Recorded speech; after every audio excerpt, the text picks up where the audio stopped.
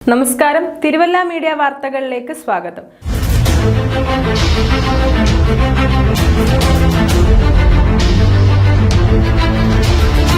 പുതുവത്സര ദിനത്തിൽ അപകടങ്ങൾ കുറയ്ക്കുന്നതിന്റെ ഭാഗമായും കുറ്റകൃത്യങ്ങൾ തടയുന്നതിന്റെ സംസ്ഥാന വ്യാപക സ്പെഷ്യൽ വാഹന പരിശോധനയുടെ ഭാഗമായി മല്ലപ്പള്ളി താലൂക്കിൽ മോട്ടോർ വാഹന വകുപ്പും പോലീസ് വകുപ്പും എക്സൈസ് വകുപ്പും രാത്രികാല സംയുക്ത പരിശോധന നടത്തി.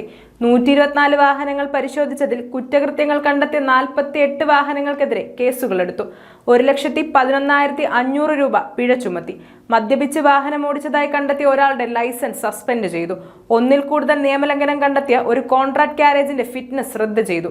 പരിശോധനയ്ക്ക് മോട്ടോർ വാഹന വകുപ്പിൽ നിന്നും Ajith Andrews MVI, Bijoy S AMVI, Sunilkumar AMVI, police വകുപ്പിൽ നിന്നും Vipin Gopinathan SHO, Manoj Kumar PS SI, Nivin Abraham CPO, Anas CPO, excise വകുപ്പിൽ നിന്നും Anubabu, excise inspector Balasubramaniam, assistant excise inspector, civil excise ഓഫീസർമാരായ അഖിലേഷ്, ജോബിൻ എന്നിവർ നേതൃത്വം നൽകി.